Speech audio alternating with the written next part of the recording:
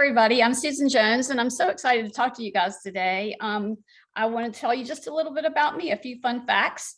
I am a big NC State Wolfpack fan, and I have been tailgating with my family for most of my life. And here you have a picture with me and my two kids. My daughter is currently at NC State, and my son is at University of South Carolina. So we have a little bit of a divided household on who's a fan for what right now.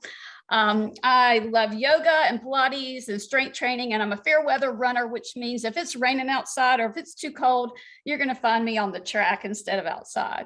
I'm a world traveler. I'm going to be in Kenya on a safari in May, and I'm so looking forward to that. I'm a novice writer and like to tell a tale, so I'm going to tell you a tale in just a minute. I'm a certified therapy handler, and you can see my little pup here. This is Finn. He's a King Charles Cavalier, and we go out to Ronald McDonald House and hospitals and different places for him to interact with folks that need a little bit of TLC and therapy. And we've had a great time meeting people and being out in the community, and I feel like that's my service right now.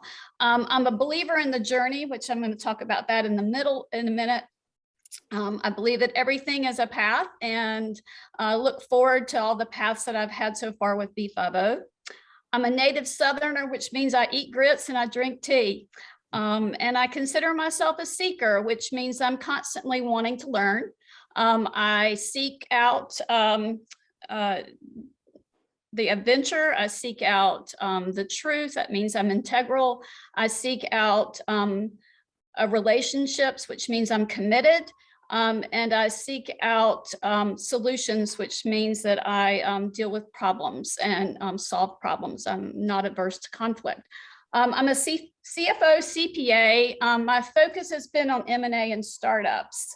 And I wanted to share a little story about some of the ways that I work, and I wanted to share a story that I call Finding a Common Bond. And a few years ago, I had a big conflict. There was a business contract that wasn't going our way. And I knew that I had to do something a little differently because we really weren't making much progress. And I was struggling. I didn't really know what to do. And I started looking at, every single thing I look at is there's something called intelligence and intellectual. An intellectual can use their business experience, their brain knowledge, their books, and they can put that into practice. But someone who's intelligent can take every single one of their experiences and reuse them over and over, and it can bring power. So here is a picture right now of my father, who you can see in his World War II bomber jacket. And you can see he's a pretty tall man. He's about 6'4", and as a little girl, that's a lot to look up to. When you're, as a grown adult, I'm 5'2", so I can tell you that for my whole life, I was always looking up to him literally. And you can see this is a picture of me as a little bit of a peanut. I always was a little bit of a peanut.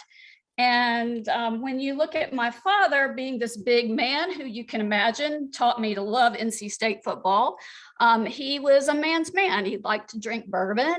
He loved to invest in things, and he loved the stock market. He loved sports, and he loved all these things that I would call manly. And he had two little girls who liked baby dolls and pretty dresses and pink parasols. And he decided that he really wanted to be more than just that father figure that everybody looked up to. He really wanted to have a common bond.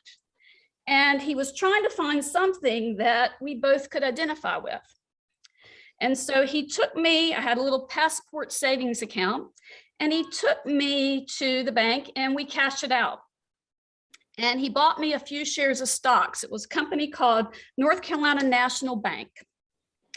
And we bought that stock, and my job was every night, this is before you had 24-hour news, at 6:25, the ticker tape would go across the screen. And my job, because he traveled a lot when he called in, my job was to tell him how the market had done that day and to keep up with my investment. Now, I can tell you for a fact that my dad knew exactly what the market that had done that day. He probably checked it about 30 times in a given day. But he knew that when he called me, he had something to say and I had something to say back. And it was very powerful because he really did show me that there was something that he loved that he could take to a small child and he could give it to them. So I remembered this story and I looked at the situation that I had this contract.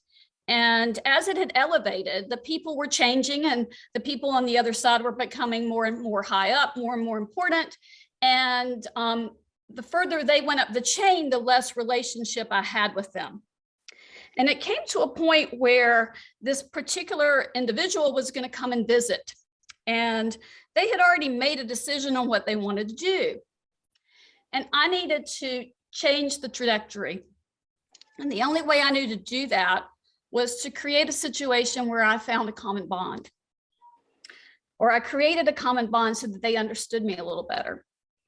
So when I picked this individual up at the airport, I said, "Do you have a few minutes?"